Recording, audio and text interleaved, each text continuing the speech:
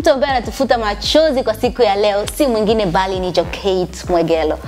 Bana da. Kwanza, happy belated birthday. Happy belated birthday, Jokate. Yani tulichelewa kwa sababu ya birthday ilitokea mambo mengi, lakini she deserves this. Ameingia. Gauni lake zuri sana. Acha kwanza ameingia. Inabidi tuambie Tanzania, Jokate ameingia miaka 30 years in style and class.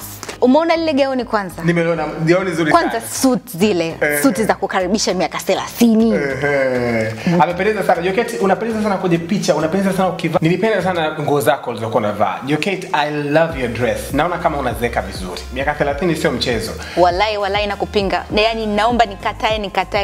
Jamani Jokate, unakwenda urudi nyuma lili. Age is just a number jamani. Age is just a number. Yaani umri kuna watu ni vijana mimi najua na miaka 18 wako ndo hao ambao wanazeka, lakini sio Jokate. Basi tuseme hivi, umri unakutupa mkono vizuri kwa maana unapendeza sana kwenye picha, au zeki basi unakutupa mkono umri. Maana umri unasogea mbele na haurudi nyuma. Unapendeza sana kwenye picha, Jokate Mwegelo. Big up to you.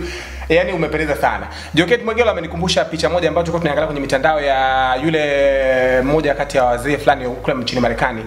Ivan ambaye anavaa vizuri sana, ni mzee kibabu gagula, lakini akitokezea kwenye picha unaweza kusema kama kijana wa miaka 18 kwa maana ya mavazi anayovaa. Kwanza babu mwenyewe ana six pack, babu anapiga mazoezi, babu anakaa vizuri sana. Imenikumbusha picha hiyo, nikabidi nirudishe kwa Evelyn Randles. Lakini Jokate, kwa kweli umependeza sana. I love your dress. Anyways, wiki ijayo tutakuonyesha, tutakutake through kidogo kwenye maisha ya Ivan Randle kwa sababu huyo ni mfano.